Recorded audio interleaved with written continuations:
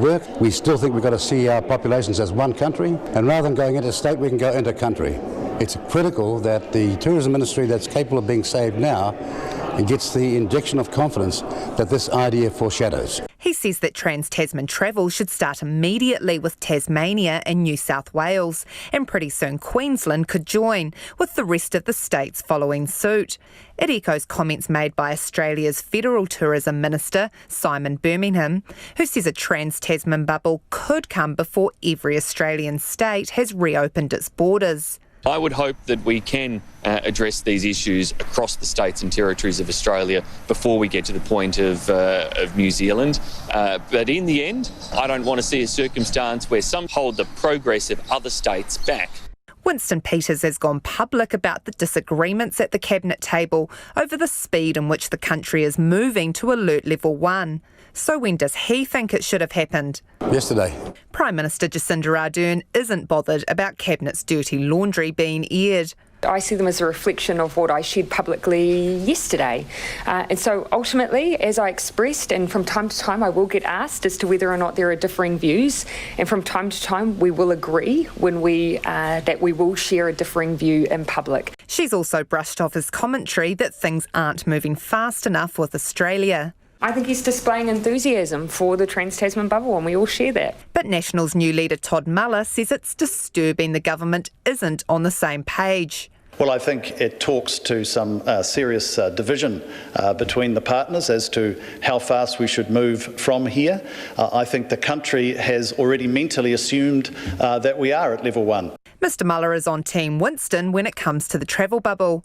He wants other countries to be ready to go too. I think it needs to be progressed with utmost urgency. And from my perspective, I have signalled that I think beyond Australia and concurrently with the work focused on that country, they need to be looking at what we can do with ASEAN and China. Early next month, Jacinda Ardern says the Safe Border Group, which has government and business representatives from both sides of the Tasman, will present a detailed plan, including every aspect of a passenger's journey. Pre-flight health requirements and eligibility, protections on board an aircraft, movement through airports, contact tracing requirements once people enter their destination. But is New Zealand ready to go now? Not yet, but obviously what we want to do is make sure that we've got all of that border work in place, that we are ready to go when we have agreement from both sides of the Tasman that it is safe to proceed. Ms Ardern says New Zealand and Australia are in different places with its easing of COVID-19 restrictions. But once both countries are on the same page, it will be full steam ahead. From Parliament for Checkpoint, Jo Moyer. It's good news for the struggling tertiary education sector. Officials have signalled work is underway to allow foreign students to return to New Zealand. Auckland's Mayor Phil Goff has asked the government to allow the city to test run a quarantine system that will allow students to enter the country. But the plan could mean some domestic students are moved from their university accommodation to make way for the impending arrivals. Katie Scotcher reports. Universities across the country saw their profits plummet in the early stages of the pandemic as thousands of foreign students are stuck overseas. Many thought they wouldn't be able to travel to New Zealand until border restrictions were lifted. But Auckland's Mayor Phil Goff has asked the government to trial a quarantine system that will allow students to return to the city. If given the green light, he says the students could arrive in a few months' time. What we don't want to do is to sacrifice the gains we've made in being one of the most successful countries in the world in containing coronavirus. At the same time, we know that we desperately need to generate economic recovery and the jobs to stop the serious hardship that many people will be finding as they lose their jobs because our income as a city and as a nation has gone down dramatically. The University of Auckland says it's working with officials to figure out how international students could enter the country safely. It says it has sent a draft plan to Auckland Council on how this could work. Phil Goff says foreign students could be quarantined at university hostels. We would have separate hostels or even maybe using hotels with strict controls for 14 days, the incubation period of COVID-19. And at the end of the 14 days, we could have confidence that these are people that will not be bringing COVID-19 into the country. The University of Auckland has confirmed to RNZ it is considering moving domestic students out of halls to make way for international students that need to be quarantined. But it says it is still considering its options and no student will be left without accommodation. The Chief Executive of the Manukau Institute of Technology, Gus Gilmore, says he's also spoken to council officials about the possible return of international students. He says the Polytechnic lost about 1,000 foreign students in the pandemic's early stages and says allowing them to return to New Zealand would not only benefit the institute but the whole country. Given the shortages in the trades in New Zealand, and of course UTech and MIT are major suppliers of trained graduates. The Director General of Health, Dr Ashley Bloomfield, says work is underway to allow international students to return. Anyone coming into the country needs to do so in a way that is complying with those that 14-day quarantine or or managed isolation, except on very rare circumstances where we can be very confident the risk is low. So yes, that does open up the option of international students coming into the country. But when exactly foreign students will be able to return to New Zealand is still unclear. Many universities hope it will be in time for the second semester. Mō te hōtaka o te ahiahi nei, ko Katie Scott Churaho.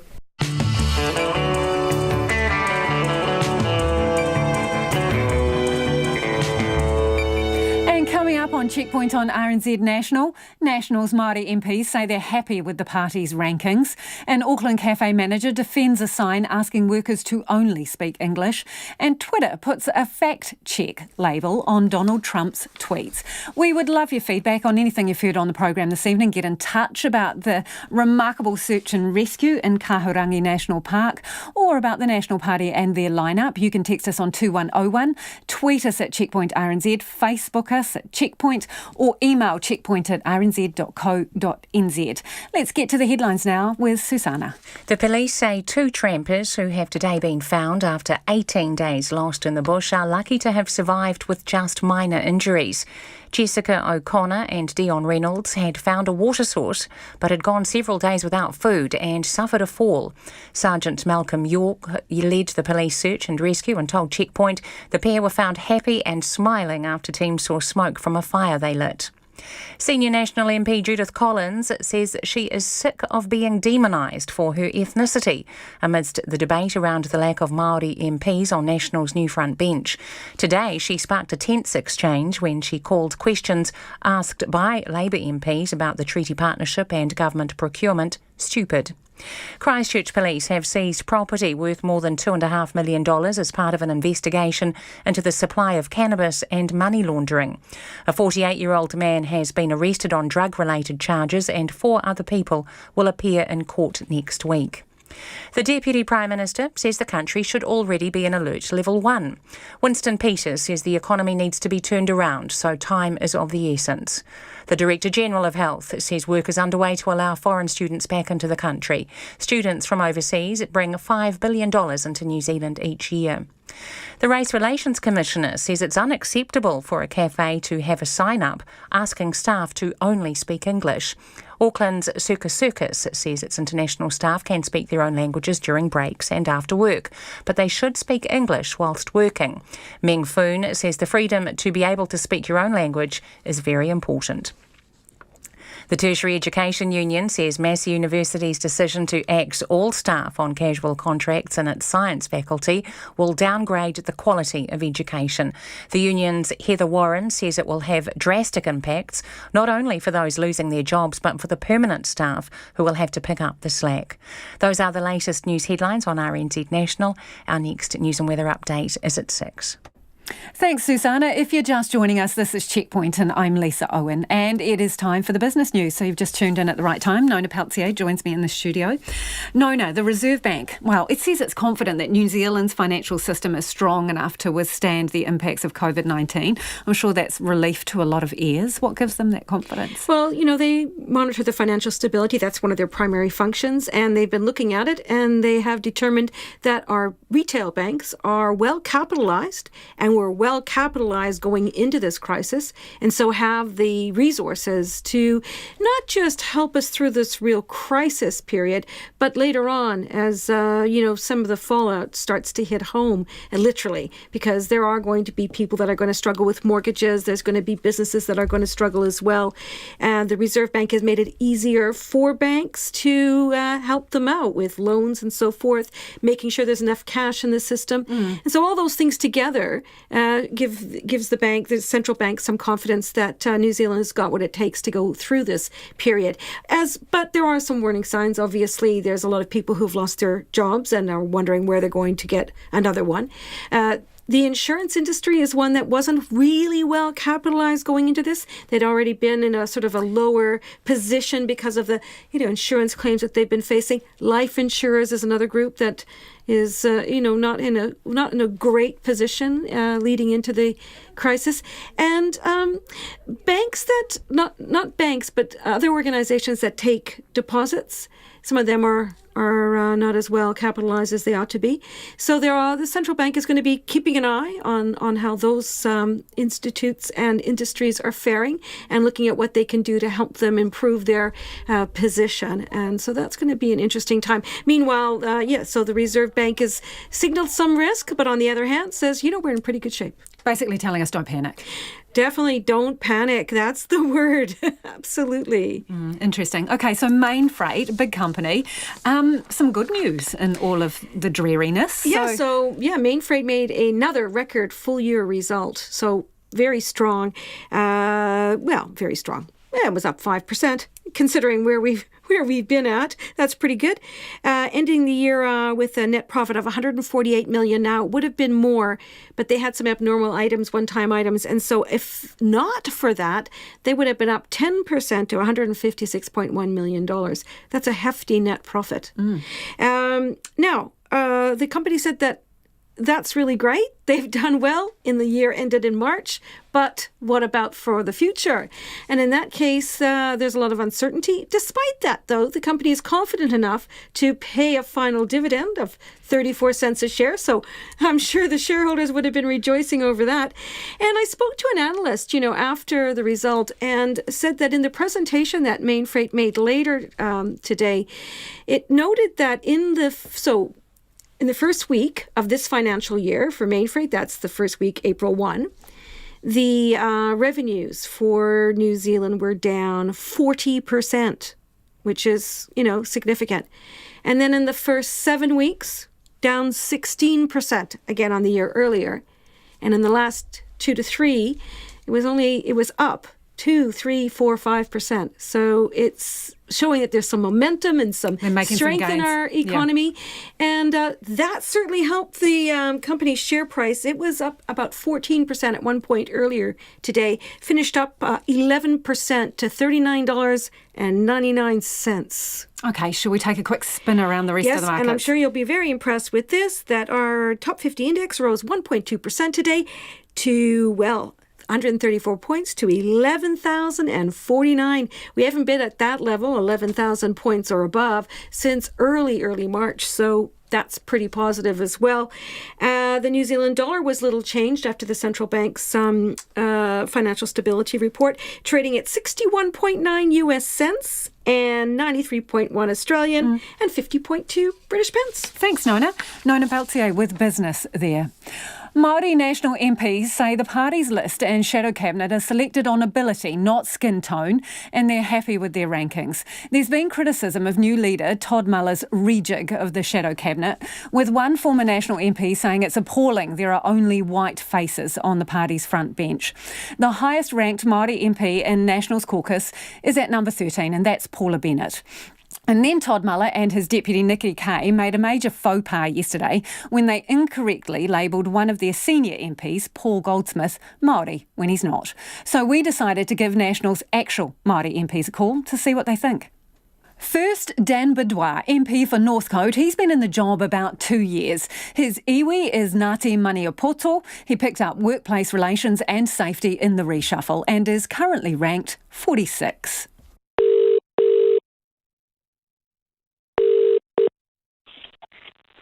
Good morning, Dan speaking.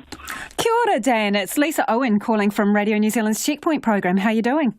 Kia ora, Lisa. How you doing? Our leader has put together what he thinks is a top team reflecting the diversity in many ways, whether it be gender, ideas, experience, talent, skills, to try and reflect the priority that we will put on our economic recovery heading into the election and hopefully as a national government thereafter.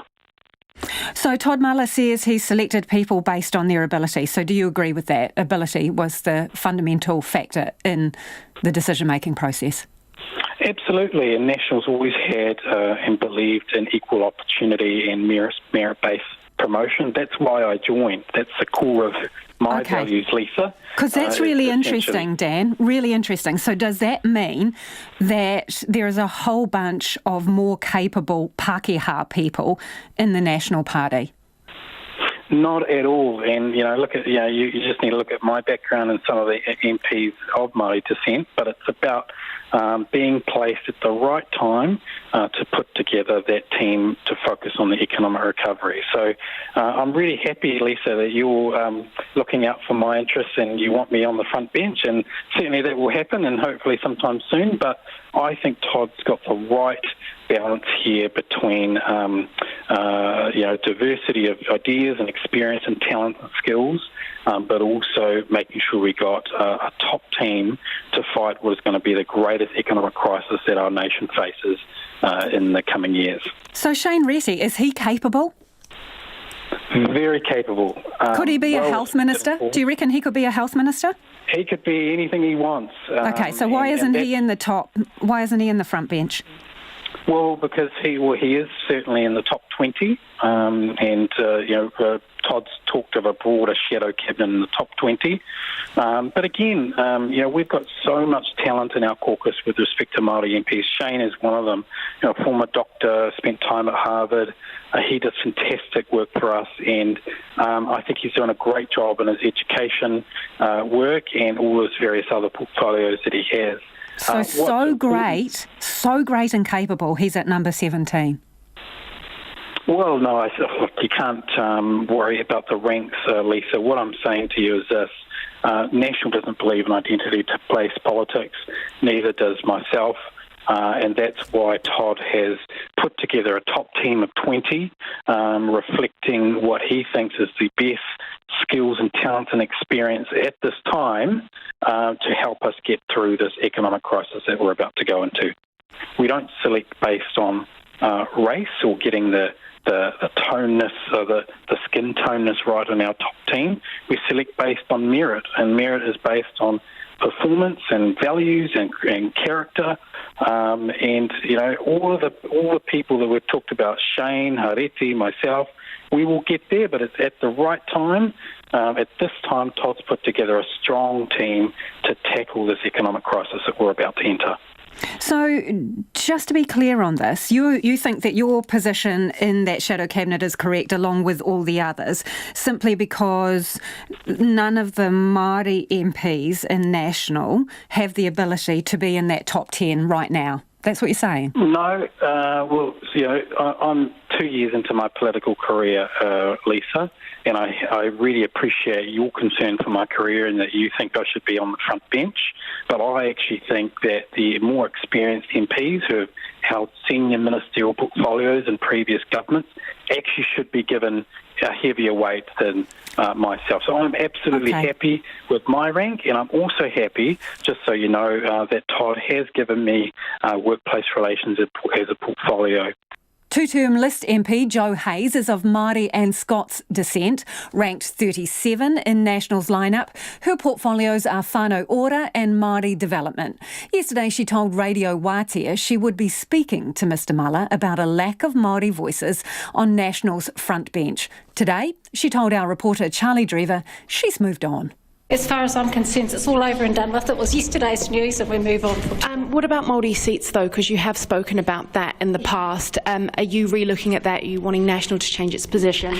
Well, you've got to understand, I've spoken about it, Nick Stewart's spoken about it when he was here, Heki spoke about it when she was here, so every Māori MP has had a chance to talk about it. With a new leader, though, do you want to reconsider this? It's up to the leader. Whanganui MP Harete Hepango was racing to the House when we finally got through. The first-term MP whakapapas to Te Ate Haunui a Paparangi, Ngāti Apa and Ngārouru. Kia ora, Harete speaking. Kia ora, Harete. It's Lisa Owen calling from Radio New Zealand. How are you doing? I'm doing good, Lisa. What do you think of the positioning of the Māori MPs on your list as it stands? That's a matter for the leadership, Lisa. The rankings are a matter for leadership, and I was just talking about the new role that I have been obliged and blessed to carry in terms of the Māori Crown relations, and that there's a tikanga as we, in terms of where I come from the world, and that tikanga, those protocols, we accept that's how things are. So my thoughts around that, rankings are a matter for the leadership, but I am pleased that I've been acknowledged accordingly with the appointment of what I deem, and I think others would fairly as well, a significant role with the Māori Crown relationships portfolio. I'm more than embracing and welcoming of it. Thanks, Lisa. Harete, can you just tell me what number you are then on the list with that very important portfolio that you've got? What number are you on the list? Well, numbers aren't such a big thing for me, but I believe it's in the somewhere in the 30s, around the 40s, around about 38, 39. 39. So is that where Crown Māori relations and Māori tourism sits at 39? No, it's not. It's not. I don't know about that. And that's why I'm saying, Lisa, numbers don't equate so much for me. It's about the acknowledgement and the responsibility and the task that I've been afforded. And I think despite that, however people will look at it in terms of a numbers game, I've got a job to get on and perform. So I was given the portfolio of Māori tourism, and then with the change in leadership, I now have the Māori Crown relations. How important do you think it is to have Māori MPs within the National Party right up the top, on the front bench? How important is that? Look, I think what's important here, Lisa, is the skill set and the attributes and the experience that we bring to the role. So are there no Māori MPs with that skill set to put them in? That's been acknowledged. Right. So Sorry to interrupt, but this is important. You said it's about skill set, right? So then the question has to be, are there no Māori MPs within National with the skill set that would afford them one of the top 10 roles? Look, those are ranking issues, Lisa, for the leadership again. So that's the conversation to be had with the leadership team. So, and when I talk about the leadership team, that's Todd Miller as the leader and Nikki Kay as the deputy leader. So that's a question that appropriately is to be put to and answered by the leadership. And that's the tikanga, and I abide by the tikanga as I do when I'm on the marae as well. So speaking of tikanga, who is advising Todd Miller on all things Māori, tikanga and policy? Who's in that circle advising him? That's a question for you, more appropriately to put to Todd and for Todd to respond to you. But are you his advisor? I'm not his mouthpiece. What I will say, Lisa, is that I have no hesitation in terms of the portfolios that I carry to speak on the issues of Māori tourism, on the issues of Māori Crown relations, but also on the issues of my constituency, my electorate that I come from. And that's what I'm here to do, and I'll continue to give service in that regard. Paula Bennett, who's of Tainui descent, is National's top-ranked Māori MP and number 13, tumbling down from number 2, dropping her role as deputy and campaign manager and losing the social development and social services portfolio, leaving her with drug reform and women. She spoke to our political editor, Jane Patterson. They say that the leader of the opposition is the hardest job in Parliament. And I would agree with them. And these guys have had days, and they, I think, have done a remarkable job to start with. A few bumps yesterday, but they will pull themselves together. They're heading in the right direction. And look, it's a lot of pressure, but stuff I reckon that, quite frankly, Todd is up to standing up to. What do you make, though, of the lack of Māori or other ethnic presence in the senior caucus, and in fact you being used at number 13 as an example of a senior Māori MP on the front bench? Well, I am proudly Māori, and I am. And, I think that when you look at that whole shadow cabinet, when you look at the whole team, There is no one there that doesn't care about this whole country, including Māori, and how they can get ahead and are fighting for that with everything they've got. And in some respects, their ethnicity doesn't define how much they care about others and can and will make a difference. So what would you say then to critics of the new leadership team, that they haven't showed due respect to Māori, that they're not seeking the Māori vote, and that it was a real political blunder?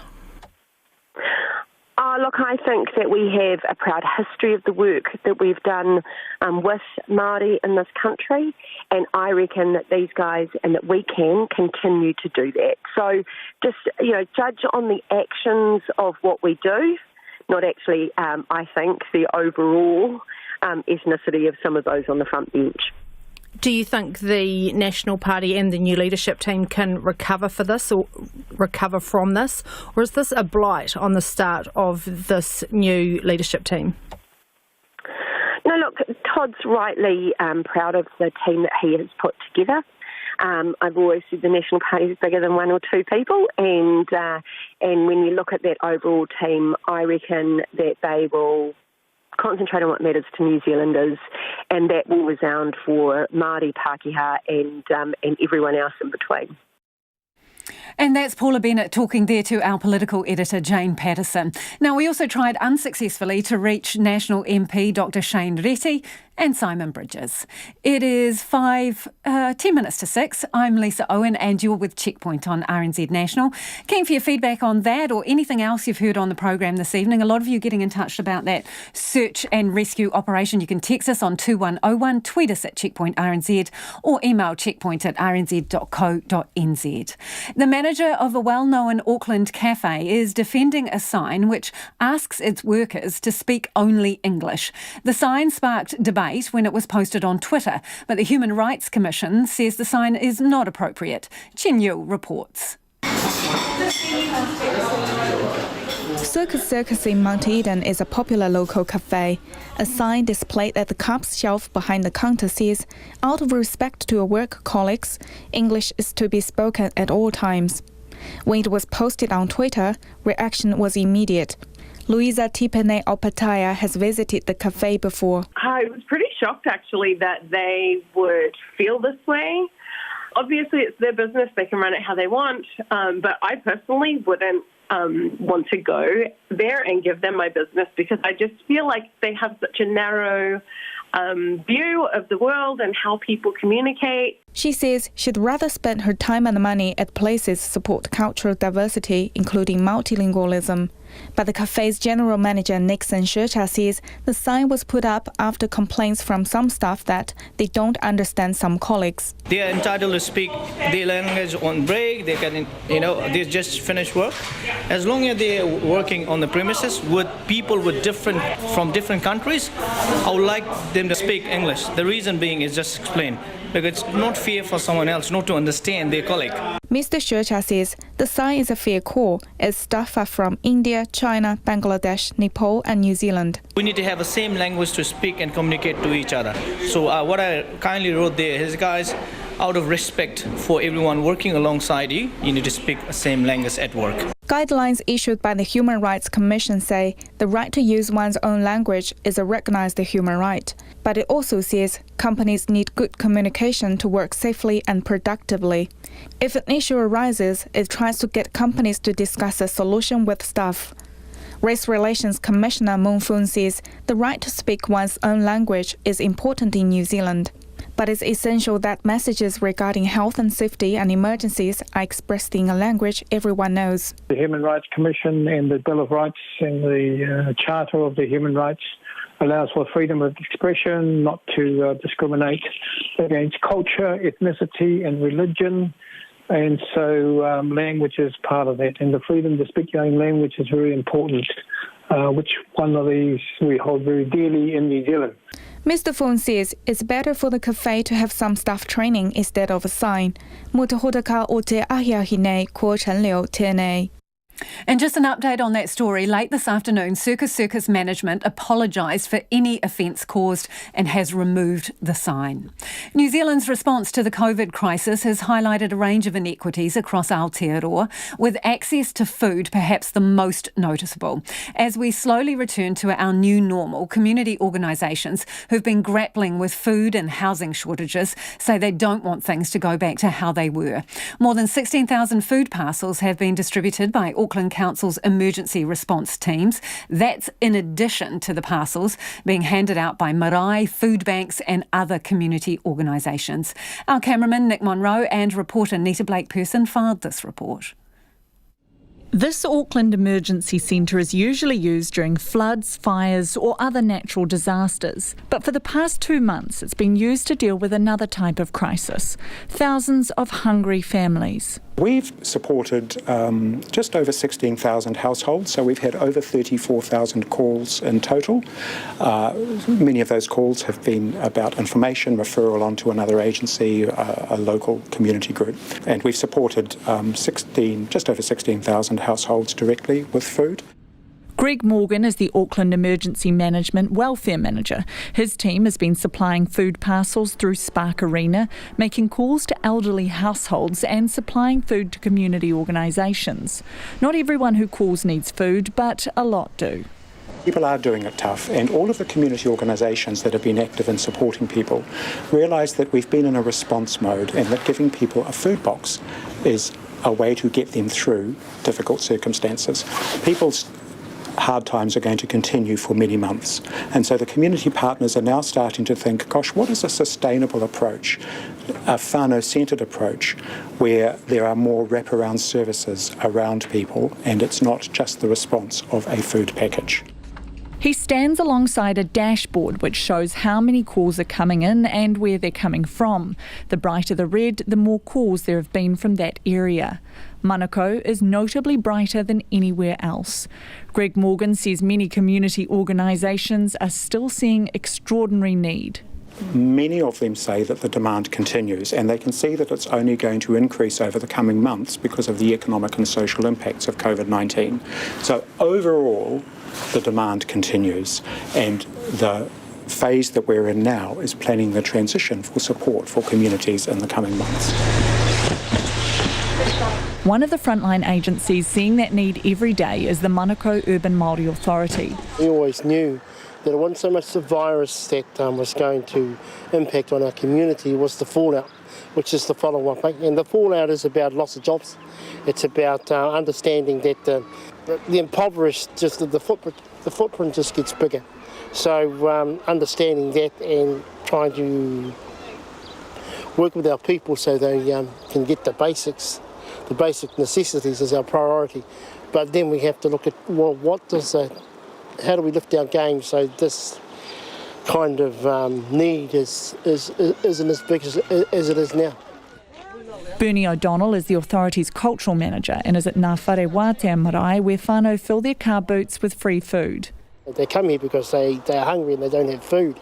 They weren't coming here just for the COVID virus by itself, because living with life-threatening illnesses is nothing new to our communities when they have to deal with things like heart disease and diabetes. So the next thing that would be that motivates them to come to us is because they don't have any food. So when you're ready, I just need you to drive alongside the table there, and they'll let you know when to get out to collect your food. Alrighty? Cool. So when you're ready. When the service was first set up, so many people were turning up, there wasn't enough food to go around. But these days, there's a slick operation in place so that people are safely distanced at all times when collecting their food. Bernie O'Donnell says COVID has put a spotlight on the plight of many Manukau families. Well, unfortunately, what we see in the pandemic in terms of the need for help and assistance for our communities is the norm. And that's something we have to change as an organisation. Actually, we all have to change that kind of way our people are living. The struggle to get food on the table is affecting thousands of households across the country. More than 36,000 emergency food grants were handed out in the week to May 15th. Families here are grateful for the help on offer. This mum says this food will keep her family going for about 2 weeks. And who's in your household? Me and 8 kids. just a bit of help with food. Yeah, it helps a lot, but during the COVID-19, then life is struggling. Bernie O'Donnell says while there are challenges for the Manukau community, there are plenty of strengths too. This situation, although it's been our norm, should not be what defines us as a community. We're better than this. We have dreams and aspirations. If we just are around with the tools, if you like, for us to progress collectively, we're better than this. I hope that a change in New Zealand's COVID levels will also bring longer lasting change to those Kiwis doing it tough. For Checkpoint, Cornita Blake-Person, TNA. Time for a quick bit of feedback before the news about Nationals line-up and their Māori MPs. Moana Maniapoto has tweeted us saying, so Dan Bidwar is basically admitting he and his Māori MPs don't have the ability, ideas, talent to rise up higher in the ranks. Hashtag top 20, she says. On the trampers who've been found in Kahurangi National Park, someone says no locator beacon, no logging of intentions, setting out while the rest of us were under COVID-19 restrictions. Total cost of the rescue operation? ? Great, they're safe. RNZ News at 6. Ngā mihi nui ko Susana Leata with tēnei. The two trampers found today in Kahurangi National Park had run out of food days ago.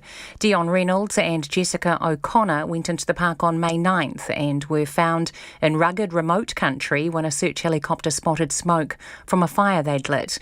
Sergeant Malcolm York says the pair were remarkably in good health even though they hadn't eaten for quite a number of days. But he told Checkpoint they had good camping gear with them. The fact that they have survived this ordeal illustrates that they did have the right equipment, because without that equipment, you would not survive it. Sergeant York says that Dion Reynolds had a sprained ankle and Jessica O'Connor a back injury from a fall. The Race Relations Commissioner says it's unacceptable for a cafe to have a sign-up asking staff to only speak English.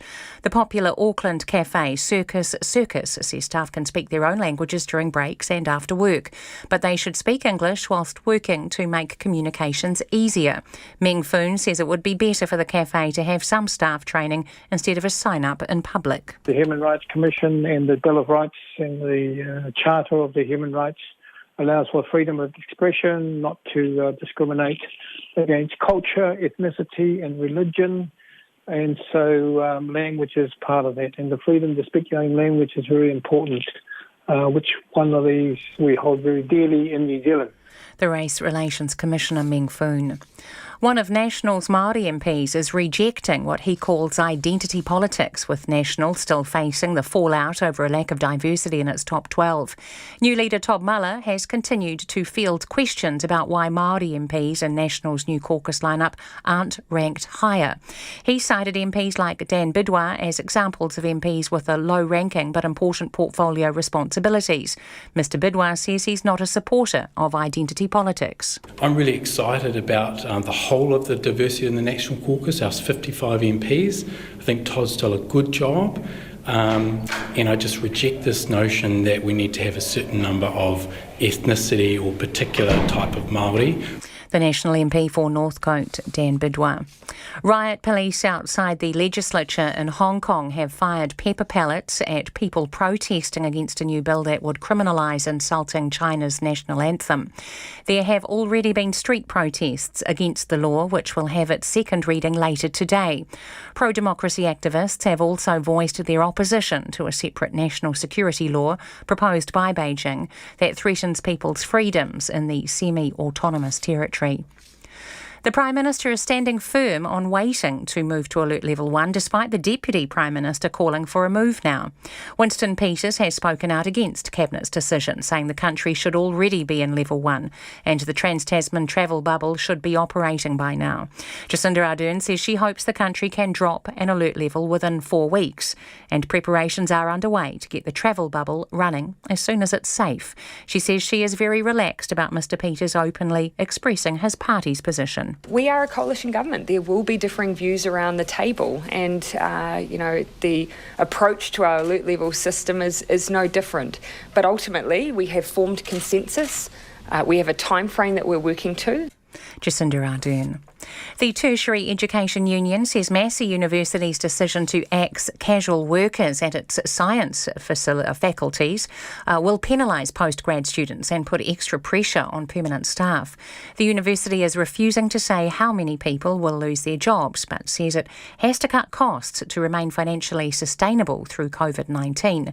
A union spokesperson, Sandra Gray, says staff are already under pressure. We can't get away with not marking work. We can't get away with not providing tutorial support or lab support. And what's going to happen is a whole lot of staff members who are already overworked and already tired but have permanent jobs are going to have to pick up all of the slack. And that's going to have a huge impact on their health and wellbeing as well. Sandra Gray says many casual workers are postgrad and PhD students who rely on this income for their living costs. It's 4.5 minutes past 6. English Premier League football clubs will vote tonight whether to move to the second phase of Project Restart as they intensify efforts to resume matches. Clubs began training in small groups last week under strict limitations, but tonight's meeting opens the door to a gradual return towards contact training. Liverpool are 25 points clear at the top of the table, and captain Jordan Henderson says if the season can't restart, it's not the way his team imagined winning the title. If you were to win any trophy and you were to win it and be given it and there was no fans there, it would be pretty strange, and it will of course be different. We'll all be very happy, I'm sure, but then we can just look forward in the future, and whenever fans are allowed back in the stadium, I'm sure we can have some sort of celebration together. Liverpool captain Jordan Henderson. The Crusaders midfielder Braden Enoch has re-signed with New Zealand Rugby for another 3 years. The one-test All Black made his international debut last year against Argentina in Buenos Aires. That's the news. I'm Catherine Ryan, host of 9 to Noon, talking to people all over New Zealand and around the world. News as it happens, stories and people behind the headlines, world leaders in their fields, ordinary people who find themselves in extraordinary situations, ahead of the curve on emerging trends, technologies and innovations. Together with colleagues across the country and correspondents around the world, we bring you the stories that matter. This is RNZ National. Now the short forecast from Met Service to midnight tomorrow. Northland, Auckland and Coromandel Peninsula. Periods of rain, some heavy falls possible in southern Northland. Easing to a few showers and clearing south of Whangaparāoa tomorrow. Waikato to Kapiti, including Bay of Plenty and Central High Country. Mostly cloudy with the odd shower in Waikato today, mainly fine elsewhere. Wairarapa and Wellington, cloudy periods and the odd shower about Wairarapa coast tomorrow. Long fine spells in the afternoon. Fiordland and Stewart Island mainly fine, becoming cloudy tomorrow afternoon and patchy drizzle developing. For the remainder of the South Island, mostly fine, with morning frosts, areas of morning low cloud in the east tomorrow. And Chatham Islands, mostly cloudy with the odd light shower. RNZ National. It's coming up to 7 minutes past 6. Thanks, Susanna. Kia ora anō. This is Checkpoint and I'm Lisa Owen. After spending 19 days missing in rugged bush in Kahurangi National Park, trampers Dion Reynolds and Jessica O'Connor were totally out of food when they were finally rescued alive and in pretty good nick, all things being considered, around lunchtime today. It was a smoke signal that alerted rescue teams to the pair, who were picked up by a helicopter and taken straight to Nelson Hospital. Sergeant Malcolm York delivered the good news this afternoon. Just before 1 p.m. today, one of our search helicopters was flying with RECO equipment, flew within the search area, and they managed to spot some smoke coming up from the area, and obviously went down to have a look and located 2 people waving up at them, which of course is a great thing for them to see. That was very up the top of a stream called Fraser Stream. Our reporter Tracy Neal is at Nelson Hospital and joins us now. Kia ora, Tracy. What condition Jessica and Dion in, do we know? Well, kia ora, Lisa. Look, what I can say is that they've been assessed, treated and discharged just in the last 10 or 15 minutes. DHB Communications Manager Stephanie Gray has just come out to talk to waiting media. The pair are in amazingly good nick given the ordeal with, as I say, in cold weather, no food for that length of time, it's obviously tested their endurance to the extreme. The pair were in good enough condition to be able to walk from the helicopter to the waiting ambulance. So they were flown from Kahurangi into the airport and then delivered by road, by ambulance into hospital this afternoon, and they were in well enough condition to be able to walk. Amazing stuff. And how are their friends and family doing? Because I imagine it was a pretty tense wait, the longest 19 days of their lives, I imagine. Absolutely. Look, from what I've managed to gather this afternoon from talking to people in the Maraho community where Jess is from, she's a kayak guide in the Able Tasman, they are absolutely ecstatic. Few out of courtesy, they're not saying much, but they can say that they've gathered together there and they're sharing stories and crying and laughing about it at the shock, really, of this amazing this discovery that they're alive. So give us a bit of background here. It has been 19 days. How big was the search? How extensive? Well, we know that that search began just over a week ago. It took some time for the notification from a friend to notify police that they were missing. They were overdue. And a fairly extensive search began straight away. First of all, a land-based search, and then they called in the Defence Force that used a helicopter with the equipment that can sense heat. That was unsuccessful, and they brought in search dogs. It just got bigger and bigger. The search extended in a very wide area from the Anatori River Catchment Centre. So it went north to Cape Farewell and south to the Hefe. I understand that a search party was also walking the Hefe to see if they'd stopped in any of the huts there. So a lot of people have been asking this, texting in. Do we know if the pair had a personal locator beacon, and did they tell anyone where they were going?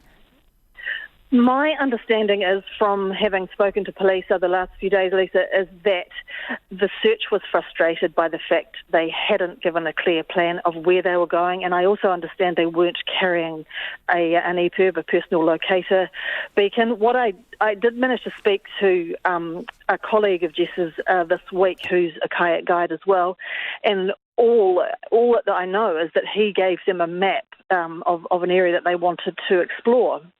And that was, I understand, used by the police in their efforts to in the early part of the search.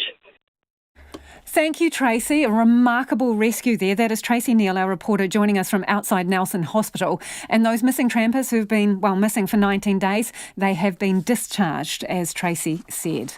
A draft blueprint for a Trans-Tasman bubble is expected to be with the New Zealand and Australian governments by next month. Over the past 2 weeks, a team of 40 has been working on a detailed proposal to open our borders up. On the task force, 11 government agencies, 6 airports, 2 airlines, health experts and border agency reps. The tourism and hospitality sectors have been decimated by COVID-19 and many are desperate for the bubble to float, with an estimated $3 billion in visitor spend each way each year across the Tasman. Prime Minister Jacinda Ardern says the Safe Border Group will present a detailed plan which will include every aspect of a person's journey. Pre-flight health requirements and eligibility, protections on board an aircraft, movement through airports, contact tracing requirements once people enter their destination. What we want to do is make sure that we've got all of that border work in place, that we are ready to go when we have agreement from both sides of the Tasman that it is safe to proceed.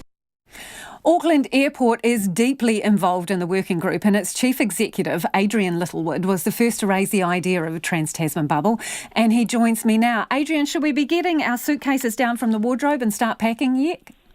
Maybe dusting them off and getting them ready, planning a bit of future travel maybe. You feeling that optimistic about it?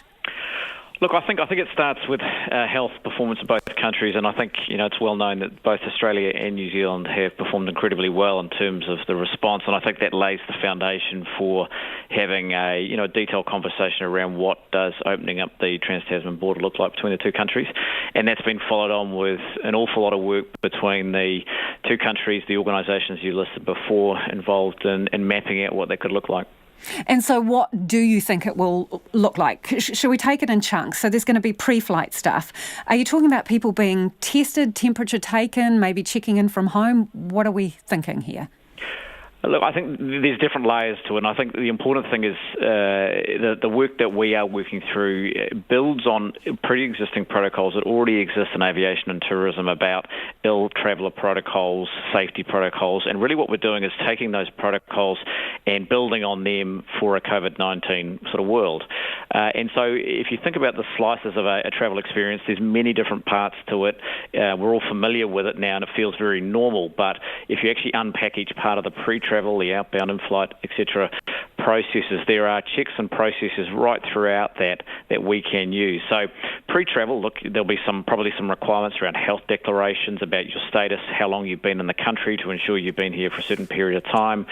There will be probably further declarations at airports. There'll be process and hygiene put in place around every part of the process. And that combined, there won't be one single point. There'll be a whole combination of different things that'll make that process reliable and safe for travel between our two countries. Is it realistic to think this can go ahead with a need for social distancing on planes, or would he have to get rid of social distancing? Well, look, I think there is a good question there around that, and certainly the evidence that has been put forward so far, certainly from the airlines and aircraft manufacturers, is there has been no, as we understand it, circumstance of transmission in flight. And if you think about the vast number of people travelling and the people moving around, pre-lockdown, there is still, as we understand it, been no example of that. So I think thinking about the role of social distancing and whether we get comfortable given the health performance of the country and whether that's still relevant, I think there's a case to say, over time that could be relaxed. Now, that's a decision for the health experts and the politicians to make, not us. Our simple answer is we need to present a proposal that they can then react to and decide upon. So they decide, but will you be recommending no need for social distancing on the plane? That's one of the things we're working through, and the proposal's not yet finished, so we've got to let the team work that through. And we have separate teams working on every part of that process, and then a health advisory board sitting across each part of that process, so we're getting continuity and consistency across each part of that process. What about masks? Have you got a recommendation on that? Again, got to be careful around that because, again, we'll take the advice from the health experts on that point. And there are various views, both locally and around the world around the efficacy of masks. Some of that could be just people's personal preference and choice, and they're entitled to do that. But there are different views. Again, we will take the advice of the health experts in this process. And again, this will be part of any proposal that goes forward, and the technical health advisors for the government can then sort of confirm or not that proposal as it's put forward. Can you give us a bit of a taster? What does the airport ticker board look like at the moment these days? It's pretty shallow. There was last week, I think we had a day where we had no passengers in or out internationally. That's I think hasn't been happened for 55 years here, certainly. Obviously, domestic has restarted, and that's something that I know Australia is looking at here. The industry is looking at New Zealand's restart here. And look, I think, it's been very slow, naturally, as people gear up, but certainly anecdotally, I'm starting to hear people getting excited about domestic travel, getting around the country, and I think that's critically important for our tourism industry, our aviation industry, to start that travel going again. That keeps people in jobs, that keeps businesses alive, while we gradually look to reopen markets as it's safe to do so. So I think it's critical that we are looking, how do we solve these problems, how do we figure out how it can happen, and what are the sophisticated answers we have to put in place. And that's really what we're trying to offer, is a detailed, sophisticated proposal that makes trans-Tasman travel safe. So, as you point out, the international market is critical, but spell it out for us. How much do you need this to happen? Look, I think the tourism industry absolutely needs this to happen. If you think about the trips trans-Tasman, it's about 1.3 million trips for Aussies coming to New Zealand, and the same almost to Australia. So that's a lot on its own. But if you think about the outbound trips of Australians alone for New Zealand, 7 million outbound international trips out of Australia each year. Now, if they can't travel beyond to other countries, that creates quite a large internal market for both Kiwis staying at home and travelling, or Aussies coming to New Zealand. And we know that Australians have a very strong interest in travel to New Zealand, but have always seen it as something they could do later rather than now. Well, that time might be now if they are limited from going elsewhere. And when you know the New Zealand travel product is a fantastic product and will be really attractive to Australians in this next little while. So I think it'll be critical for helping our tourism industry recover, get back on its feet and start to think about the future again. So if the proposal is going to the government by next month, when would you hope to have a decision by? Look, I think I've always said as safe as it can be done, but that is a decision for the politicians and the health officials. What's realistic? What's realistic? What are you aiming for? Look, I don't want to be drawn on that. I've been really careful in this whole process to say as soon as it's safe to do so, we'd like to see it happen. But we're really careful that we want to put forward the proposal. We want to let the governments and the politicians and health officials make that decision. But I would note that Scott Morrison and Simon Birmingham across in Australia were saying, look, they would be comfortable with Trans-Tasman travel happening potentially before all the states in Australia are open up. So that's to me a very positive sign of the support, and I thought that the Prime Minister's comments today here also signal very strong support. And I think with that level of support at the top in our two countries, I think the chances of that happening sooner are certainly much stronger than they were only a few weeks ago. Appreciate your time this evening. That is Adrian Littlewood, who's the boss out there at Auckland Airport. It is 6:20. You're with Checkpoint on RNZ National. It's hoped New Zealand efforts to flatten the COVID curve will translate into a milder flu season this winter. But experts warn, unlike COVID-19, influenza is already present and cannot be eliminated from the community. Instead, they say good hygiene practices and immunisation are still the most effective ways of stopping the spread of flu this season.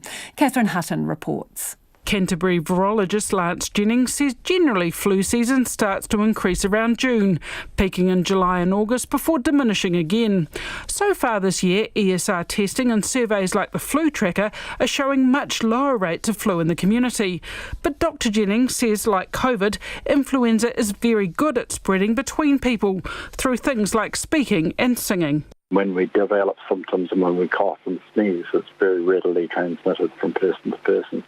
So for this reason, it can enter communities and a number of people can be exposed before you really know it's about. And you get these explosive outbreaks of influenza-like illness occurring. Dr Jennings says there are aspects of the flu which are still not understood, and the only thing to expect from flu is the unexpected. It can spread widely at a very low level in the country, and then with a seasonal change or other factors that occur, suddenly start causing outbreaks in multiple centres at the same time. The director of Auckland University's Immunisation Advisory Centre says unlike COVID-19, influenza is always present in the community and it surges in winter. Even still, Dr Nikki Turner is hopeful the measures introduced to stamp out COVID will reduce the spread and severity of flu through the community this winter. There is still flu within New Zealand. We will still have winter flu and the rates will rise. We are hoping with all these things in place that we will see a more mild season, but we will still have flu. ESR is responsible for coordinating the country's influenza surveillance. It says the COVID response has heavily impacted its ability to collect information about influenza-like illnesses in the community. Part of its surveillance involves getting samples and information from family doctors, but because of COVID, it's only now starting to recruit GPs to do that. Dr Jennings says with that focus on COVID, unlike previous years, no one is certain how much influenza is out in the community at the moment. The laboratory testing focus is on SARS coronavirus type 2 identification at the present time. So the level of testing of other respiratory viruses, including influenza A and B, is substantially reduced. But the COVID outbreak has resulted in unprecedented demand for flu vaccines. So much so, the Ministry has had to order extra vaccine from the Northern Hemisphere. Dr Nikki Turner says one of the strains in the Northern Hemisphere vaccine isn't a good match for New Zealand. 2 are identical and the third is expected to have good cover. The advantage for New Zealand currently is the one strain that is a poor strain. We are not actually seeing much circulation of that strain in New Zealand at all at the moment. So unless the flu changes quite a lot through the winter season, at this point in time, we're pretty confident that this vaccine should have pretty reasonable effectiveness. Both she and Dr Jennings say those who haven't got a flu jab yet should go and get one. For Checkpoint, Catherine Hutton. To the US now, and for the first time, Twitter has put a fact-check label on Donald Trump's tweets. The move is in response to two of the US president's tweets that falsely claimed postal ballots would lead to widespread voter fraud. The social media company says the decision is in line with its aim of targeting misleading information. CNN's Jim Acosta has more. The president has been lying on Twitter for many years now, and now Twitter is starting to do something about it. As you were just saying a few moments ago, there is no evidence that mail-in balloting leads to voter fraud, widespread voter fraud, but the president is tweeting about it anyway. Twitter is just starting to do something about it. By the way, we should point out Twitter is not adding get the facts icons at the bottom of the president's tweets about Joe Scarborough and many of his other lies that he posts on Twitter. But moving beyond that, the president was lashing out at Twitter just a few moments ago, saying that he's not going to stand for Twitter, as he describes it, interfering in the 2020 election.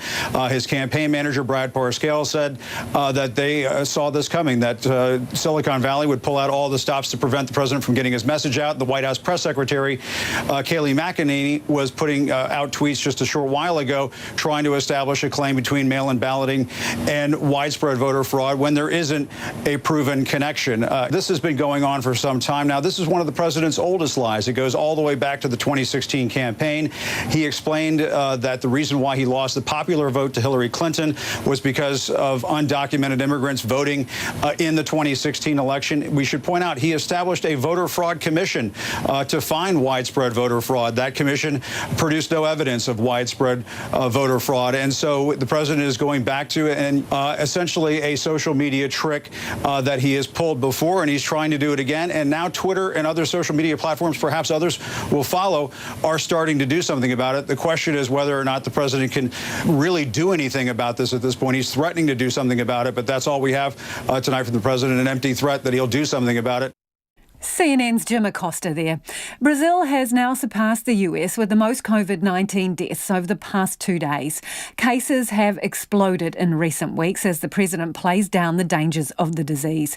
Mass graves are now appearing, as CNN's Nick Patton-Walsh reports. Tiny planes bring the sickest COVID patients from hundreds of miles away, deep in the Amazon, to Manaus, Brazil's worst-hit city, and to a hospital bed. A journey most make alone, from which some won't go home. This is what doing well looks like on these flights, moving. The woman on board, struggling, motionless. Once, they had to intubate a patient in mid-air. It's very hard.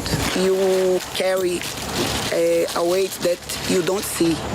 Every time I carry this weight, I feel like I carry this weight. They arrive in a city mired not only in death, but also fury. Brazilian President Jair Bolsonaro has made light of the virus and called the mayor here a piece of excrement for digging mass graves. They had little choice here when the bodies started piling up. This month, they buried 103 in one day, digging at night. Even in 2 hours, 5 come, one by one, laid in the trench. Many mourners say theirs aren't coronavirus deaths, but it's hard to know here. The official numbers in Brazil don't tell the whole picture, partly because there isn't enough testing. The mass burial itself distressing. We are here around 30 minutes waiting for more bodies. I just want to put my mom there and finish this. We don't need this. My family doesn't need this. We asked the gravediggers who thinks fewer would have died here if the president had kept quiet. No one listens to Bolsonaro, one says. He's not there for the people, adds another. He should have asked us what was going on. But still, the hospitals here receive a daily stream of new patients.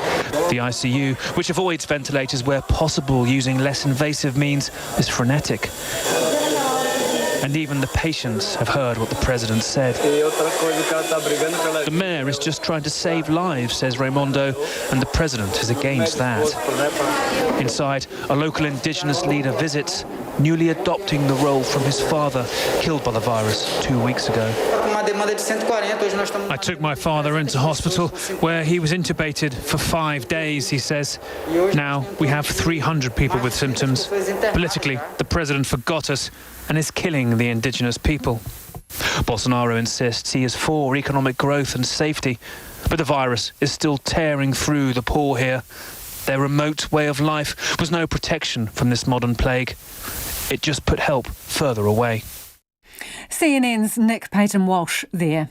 J.K. Rowling has surprised fans by announcing a brand new children's book, which she is publishing in daily instalments on her website for free. The Ichabog is her first children's story not to be linked to Harry Potter. She wrote it more than a decade ago for her own children and has now dusted it off. She says it's for children on lockdown or even those back at school during these strange, unsettling times. Here's an extract. The Ichabog, they said, had extraordinary powers. It could imitate the human voice to lure travellers into its clutches.